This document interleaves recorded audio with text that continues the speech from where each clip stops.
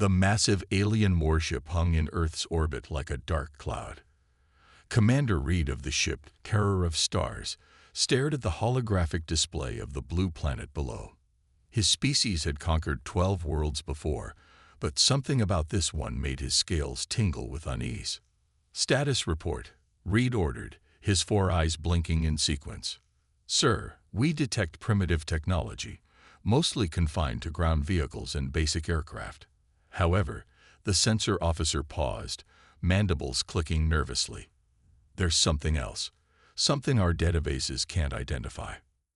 Reed moved closer to the display. "Show me." The image zoomed in on a military facility in what humans called North America. The thermal sensors picked up various heat signatures, but one pattern made Reed's blood run cold. A 4-legged creature moving with deadly precision alongside a 2-legged being. "Impossible," Reed whispered. "Enhance the image." The creature came into sharp focus, black and tan coloring, pointed ears, powerful jaws. It moved with the grace of an apex predator, but followed commands from the smaller being beside it. By the void, Reed's second-in-command gasped. "They've done it. They've actually done it." The bridge fell silent. Every alien officer knew the legends of the dark times, when their own world had been ruled by 4-legged hunters. Their ancestors had barely survived those ages, eventually evolving into upright beings and developing technology to drive the beasts away. But these humans had done the unthinkable. They had taken these monsters and turned them into weapons. "Sir," the communications officer called out, "we're picking up what appears to be a training exercise below." Reed watched in horror as the beast responded to hand signals from its handler, moving through obstacles, attacking targets, and showing terrifying intelligence. Its speed and strength were beyond anything their soldiers possessed. "Look at those jaws," someone whispered. "They could tear through our armor like paper." Reed made a decision. "Send an immediate alert to the fleet. The humans have developed biological weapons beyond our worst nightmares. These beasts, they're not just animals. They're precision weapons, guided missiles with minds of their own." The message went out. Extreme CAU Titan. Planet Earth possesses Class 10 biological weapons. Beast units DTCT'd. Below, completely unaware of the panic they were causing, Officer Mike Wilson and his partner Rex continued their morning training routine. Rex, a 3-year-old German shepherd, happily completed the obstacle course, his tail wagging as Mike tossed him a treat. "Good boy, Rex. That's a good boy." In orbit, Reed watched the interaction with growing dread. The beast was clearly being rewarded for successful combat maneuvers. The human was reinforcing its killing instincts. "Sir," his tactical officer reported, "we've detected these beast units at multiple military installations across the planet. They appear to be an integral part of their warfare doctrine." Reed sank into his command chair. In all their conquests, they'd never encountered anything like this, a species that had tamed and weaponized the very creatures that had almost wiped out his own ancestors. "Begin emergency protocols," Reed ordered. "No direct engagement until we understand the full capabilities of these weapons. And send word to High Command. We may need the entire fleet for this one." As the sun rose over the military base, Mike noticed something odd in the sky, a shimmer that shouldn't be there. He squinted up at it, then shrugged and turned back to Rex. "Come on, boy. Let's get breakfast." Rex barked happily and followed his handler, completely oblivious to the fact that he had just been classified as the most dangerous weapon on planet Earth by an advanced alien civilization. In orbit, Reed watched the beast's display of vocal capability with growing concern. "They've even taught them to communicate," he muttered. "What kind of species are we dealing with?" The answer would come soon enough, but not in any way the alien commander could have expected. For now, the fleet hung back, weapons primed, watching in terror as hundreds of dogs across the planet went about their daily routines of fetch, training, and receiving belly rubs. First contact was about to go very, very wrong. All because of a simple misunderstanding about man's best friend. Mike Wilson sat in the base commander's office, trying to process what he'd just been told. Rex, his German shepherd, lay at his feet, occasionally looking up at the tense faces in the room.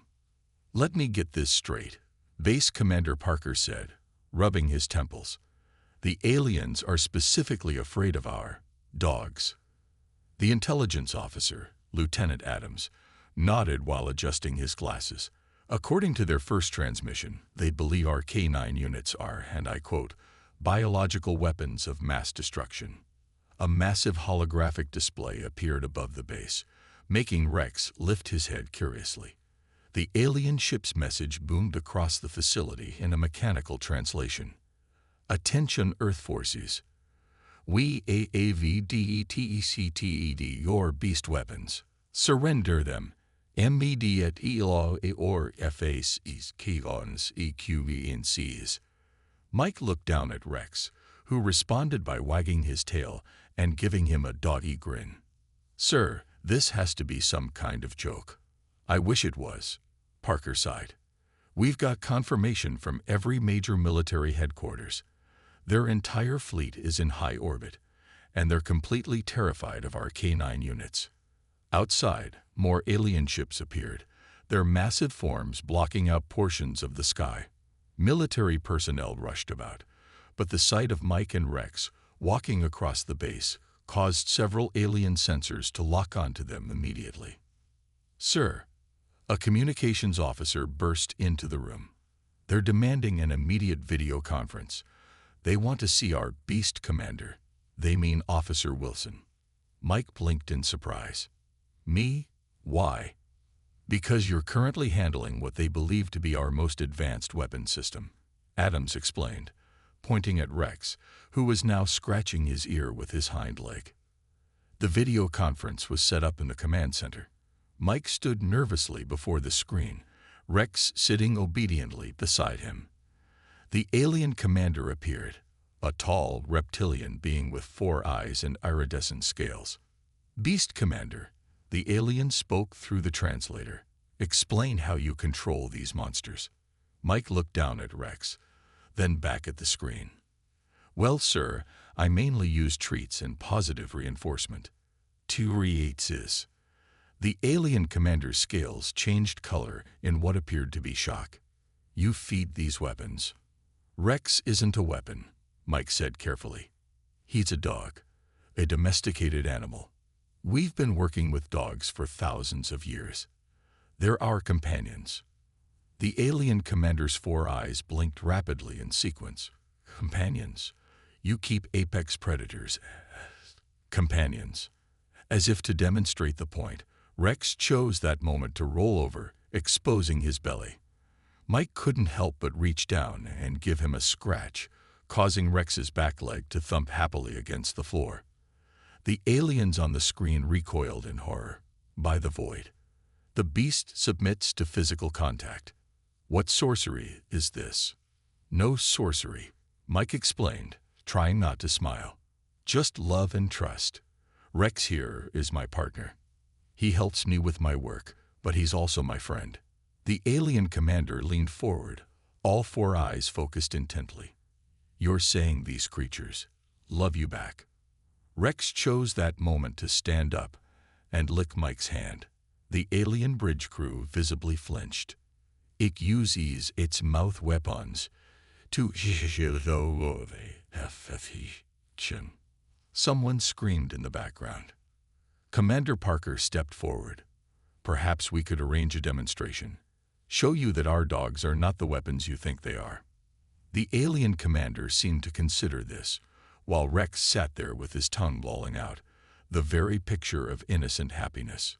"Very well," the commander finally said, "but one wrong move from these dogs, and we will have no choice but to consider it an act of war." As the transmission ended, Mike looked down at Rex, who tilted his head curiously. "Well, boy," he said, scratching behind Rex's ears, "looks like we're going to have to show some aliens that you're not a terrifying weapon of mass destruction. Think you can handle that?" Rex's response was to bark happily and try to start a game of fetch with his favorite tennis ball.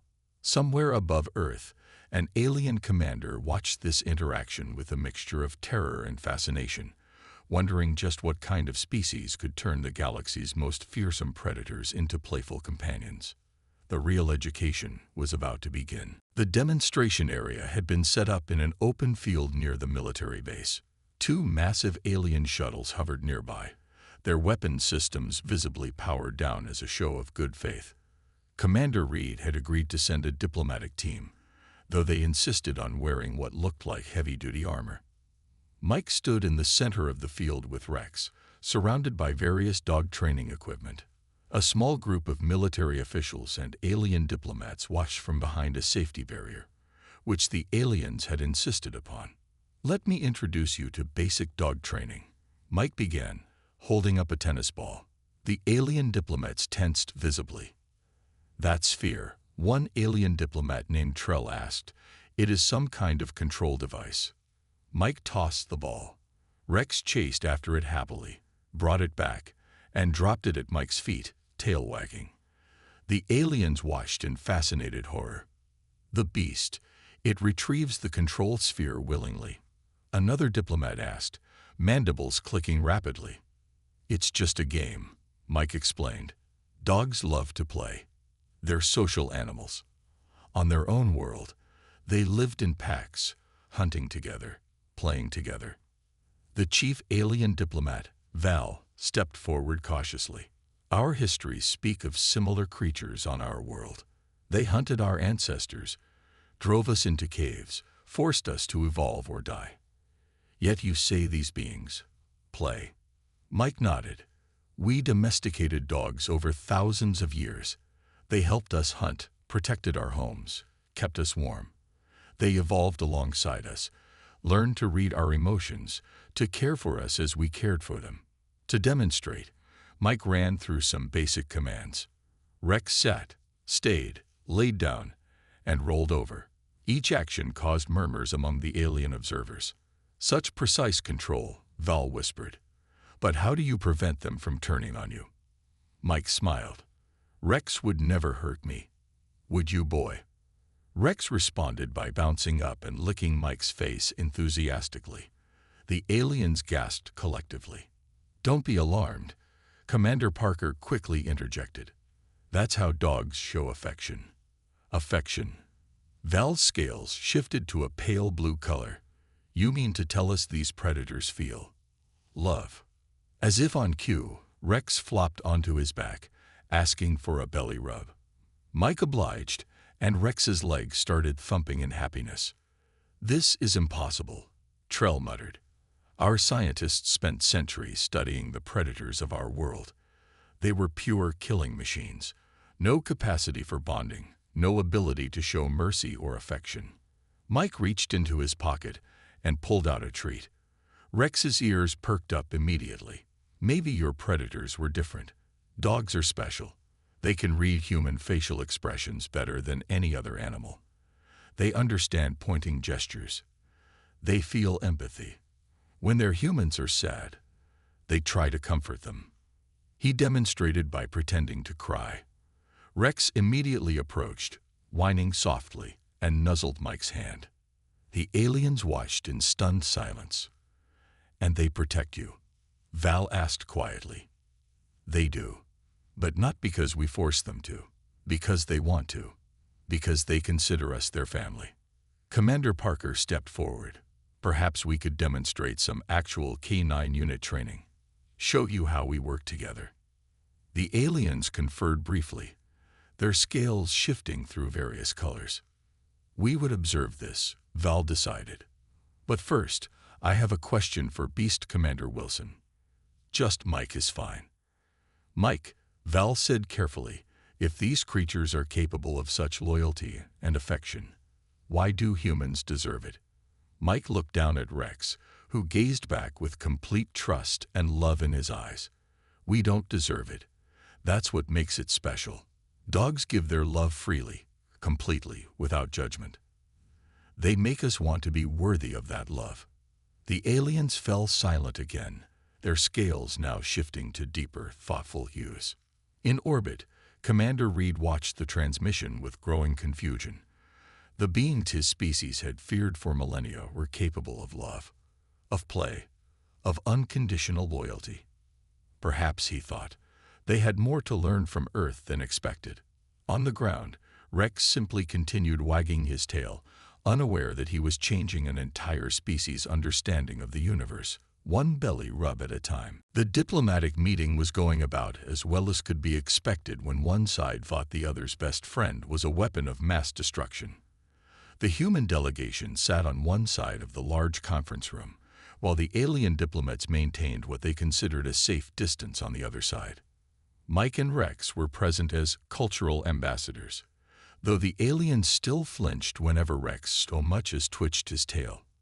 "So you're saying," Val was trying to understand, "that you have different breeds of these creatures, each specialized for different tasks?" "That's right," Commander Parker explained. "Some are better at search and rescue, others at tracking. Some are just companion animals." The conversation was interrupted by a commotion outside.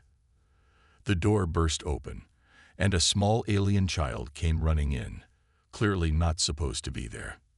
The child's scales were a bright, excited yellow as it darted around the room, pursued by a flustered alien guardian. "Junior Diplomat Kree, return at once," the guardian called out. The alien child, fascinated by all the new sights, wasn't watching where it was going. It ran straight toward a tall stack of equipment cases that had been precariously balanced against the wall. Mike saw it happening as if in slow motion, the cases beginning to topple, the child directly in their path, the guardian too far away to help. But Rex was already moving. Before anyone could react, the German Shepherd sprinted forward, gently but firmly pushing the alien child out of harm's way with his body. The cases crashed down where the child had been standing just seconds before. The room froze. The alien delegation stared in shock, expecting the beast weapon to attack the child. Instead, Rex simply gave the small alien a gentle lick to check if it was okay, then sat down, tail wagging. The alien child, rather than being frightened, reached out with all four arms and hugged Rex's neck. "Soft," it exclaimed in delight. "Carrie, no," several alien diplomats shouted at once. But it was too late. The child was already scratching Rex behind the ears, exactly where he liked it best, and the dog had melted into a puddle of happy canine contentment. "The beast," Val said in wonder. It saved Kree. It could have attacked, but it saved a child it had never met. "That's what dogs do," Mike said quietly. "They protect. Not because they're trained to, but because it's in their nature." The guardian finally reached them, expecting to find a traumatized child. Instead, they found Kree giving Rex a belly rub while the dog lay there with his tongue lolling out in pure joy. "Look," Kree exclaimed. "It makes a happy sound when you rub its midsection." "That's called a groan," Mike explained, smiling. "It means he's enjoying the attention." The other alien diplomats slowly moved closer, their scales shifting from fearful reds to curious blues and greens. "In all our histories," Val said, watching the scene, we never thought predators could be gentle." Commander Parker nodded. "Maybe that's because you only saw them as enemies. Humans looked at dogs and saw potential friends." The alien child had now produced a snack of some kind and was sharing it with Rex, who took it with exaggerated gentleness from the tiny alien hands. "Remarkable," the guardian whispered. "The control is incredible."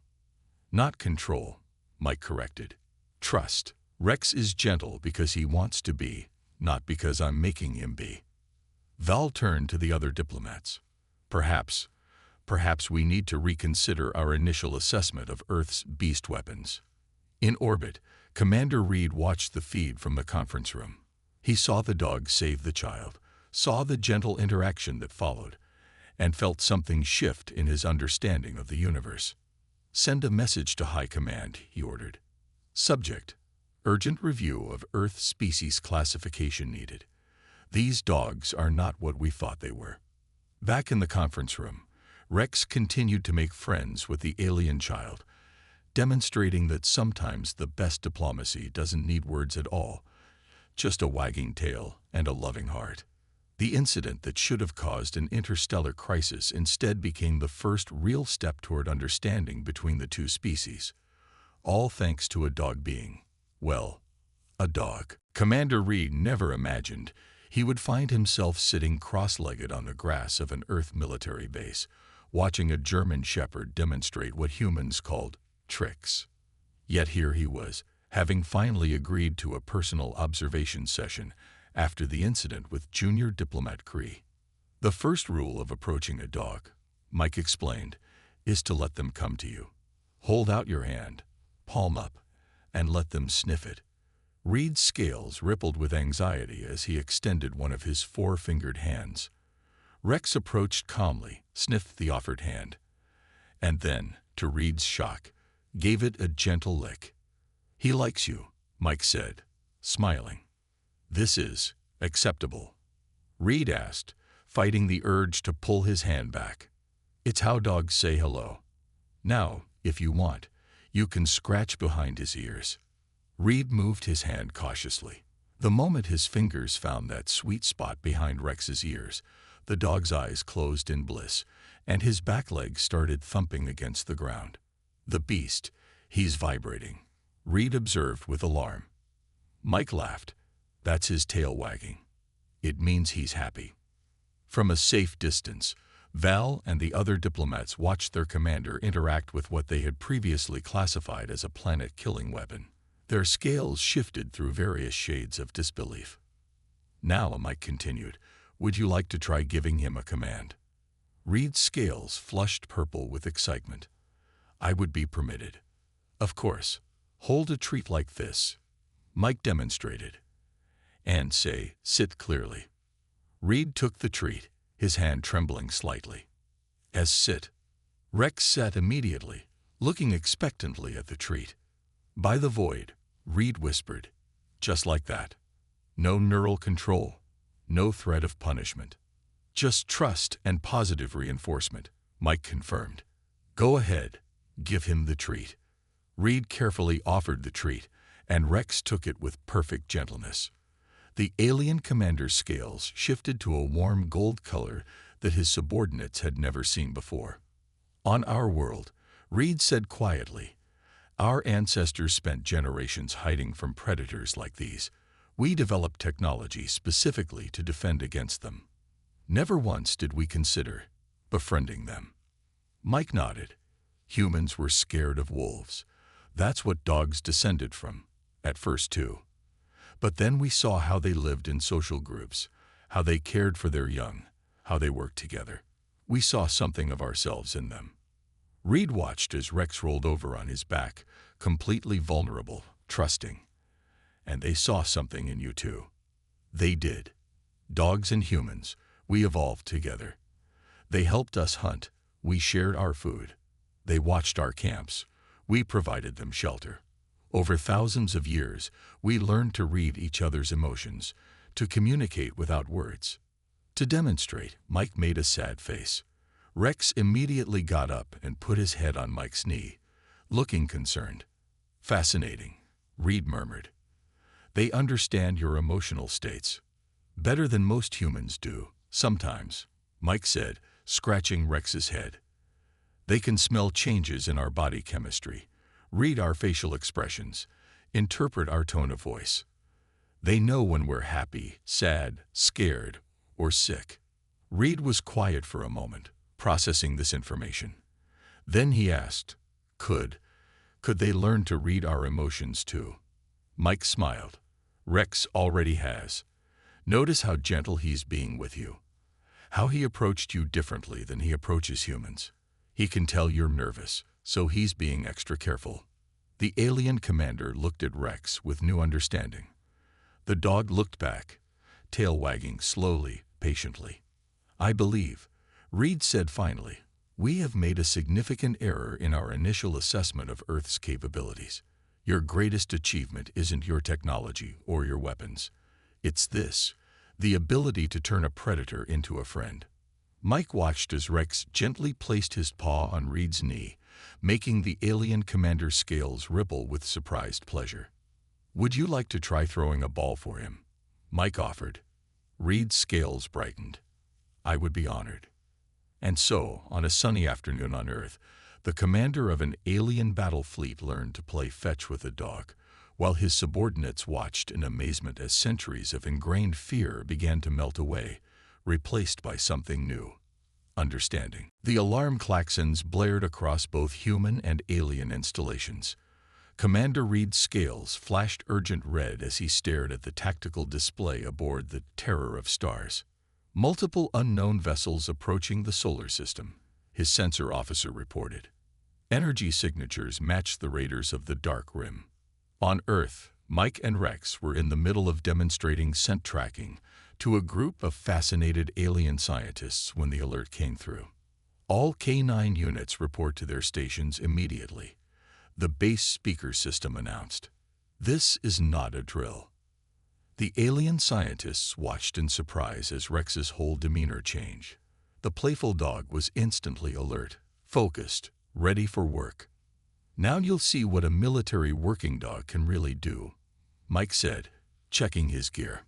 Commander Reed's voice came through all channels. "The raiders show no response to hails. They're known for attacking developing worlds, stealing resources, and living specimens. The alien ships entered the solar system, their black hulls absorbing all light. They were predators themselves, sleek and deadly." "Commander Reed," Mike called through the comm system, "request permission to demonstrate actual K9 combat capabilities." There was a pause. "Granted, Beast Commander Wilson. But will your companion be safe?" Mike smiled grimly. "Rex isn't just my friend. He's a trained military working dog. Time to show you what that really means." The raiders landed their first assault team near the base perimeter. They hadn't expected any serious resistance from what they thought was a primitive world. They certainly hadn't expected what came next. Rex moved through the darkness like a shadow, his training kicking in. The raiders, overconfident in their advanced armor, never noticed him until it was too late. From the command center, human and alien personnel watched as Rex and Mike worked in perfect synchronization. The dog's enhanced hearing and smell detected hidden raiders. His speed and strength, which had once terrified the aliens, now amazed them as he took down armed hostiles with precision and skill. "Remarkable," Val whispered. "The control, the precision. No fear," Reed added, watching the feed. "Pure focus." The raiders, used to overwhelming their targets with superior technology, found themselves being systematically outmaneuvered by what they had dismissed as primitive creatures. Rex's nose led the defense forces to hidden raiders. His agility allowed him to reach places soldiers couldn't. His bite, when necessary, could disable an armored attacker without killing them. "This is what we tried to tell you," Commander Parker said to the alien observers. "Dogs aren't weapons of mass destruction. They're partners. They fight not because they're forced to, but because they want to protect their people." Through the cameras, they watched as Rex detected a raider trying to sneak up on a group of alien scientists. The dog didn't hesitate. He leaped into action, taking down the threat and standing guard over the shocked but grateful aliens. "He protects us too?" Val asked in wonder. "Of course," Mike's voice came through the comm. "You're his friends now." The raiders, facing unexpected resistance both on the ground and in orbit from the combined human-alien fleet, began to retreat. They had come expecting easy prey. Instead, they found two species working together, their strengths complementing each other perfectly. As the last raider ships fled the system, Rex returned to the command center with Mike. The dog was tired but unhurt, and still found the energy to wag his tail when the alien scientists rushed to check on him. Commander Reed's image appeared on the main screen. "Beast Commander Wilson. Mike, I believe we owe you and Rex an apology. We thought we were facing weapons of mass destruction. Instead, we found the most loyal and effective allies we could have hoped for. Rex," hearing his name, barked once. The alien commander's scales shifted to a deep blue of respect. And Rex, you have taught us that strength does not preclude gentleness, and that what we fear most might become our greatest friend. Mike scratched Rex's ears as the dog accepted treats from both human and alien admirers. That's the thing about dogs, Commander. They'll surprise you every time. In orbit, Commander Reed began drafting a new report to his superiors. The title read, Recommendation: Immediate implementation of Earth-style K9 program. The galaxy would never be quite the same. 3 months after the Raider incident, Commander Reed stood in his private quarters aboard the Terror of Stars, staring at a small furry creature that looked up at him with big brown eyes. "This is yours now," Mike explained, holding the leash of a 12-week-old German Shepherd puppy. "She's from Rex's last litter. We thought it was fitting." Reed's scales shifted through a rainbow of emotions as the puppy wagged her tail at him. I am honored. But are you certain I am qualified to be what did you call it?" "A dog parent," Mike smiled. "And yes, you've completed all the training. You're ready." The puppy, already confident in her new surroundings, bounded over to Reed and sat at his feet, looking up expectantly. The alien commander carefully reached down with one hand, remembering his lessons, and let her sniff it. "Hello, little one," he said softly. His scales turned a gentle gold color when she licked his hand. "What will you name her?" Mike asked. Reed considered for a moment. "Hope," he decided, "because she represents hope for better understanding between our species." Through the viewing window, they could see Earth hanging like a blue jewel in space. In the 3 months since the Raider attack, things had changed dramatically. Several alien vessels now had K9 units in training. The sight of dogs on alien ships had gone from terrifying to normal. The High Command was skeptical at first, Reed admitted, carefully picking up Hope as he'd been taught. But after seeing the combat footage, after understanding what these partnerships can achieve, he paused as Hope snuggled into his arms, making his scales ripple with joy. Mike nodded. "Rex has been a good ambassador. He's helped train the first group of alien dog handlers. And now I have my own," Reed said with wonder. "Though my crew still thinks I've gone mad." As if on cue, the door opened and Val entered, then stopped short at the sight of the puppy. "Sir, the reports you requested." "Oh, the beast weapon has arrived." "Hope is not a weapon, Val," Reed corrected gently. "She is my companion, my friend." Val's scales shifted to curious blue as Hope wagged her tail at him. "The concept is still difficult for some of us to grasp." "Watch," Reed said. He put Hope down and took out a tennis ball, a gesture that would have caused panic among his crew just months ago. Now he threw it with practiced ease, and Hope bounded after it, bringing it back with puppy enthusiasm. "She plays with you already?" Val asked, amazed. "She trusts me," Reed explained. "As I trust her." Mike watched with satisfaction as Val slowly approached, then carefully offered his hand to Hope. The puppy responded with typical German Shepherd intelligence, being gentle with the nervous alien. "Sir," Val said after a moment, "would it be possible? That is, if there are more puppies available. I'll put you on the list," Mike promised, trying not to laugh. Later, as Mike prepared to return to Earth, he watched Reed attempting to teach Hope to sit. The alien commander's scales were cycling through happy colors as the puppy tried to figure out what he wanted. "Remember," Mike called out, "patience and positive reinforcement." "Yes, yes," Reed replied, not taking his eyes off Hope. "We will practice every day. Won't we, little one?" The puppy's answer was an enthusiastic bark that made several passing crew members jump, then laugh nervously. As Mike boarded his shuttle, he caught one last glimpse through the ship's window. An alien commander sitting on the floor of his quarters, all dignity forgotten, playing with a puppy who saw not a different species, but simply a friend. Back on Earth, Rex was waiting at the landing pad. Mike knelt beside his partner and scratched his ears.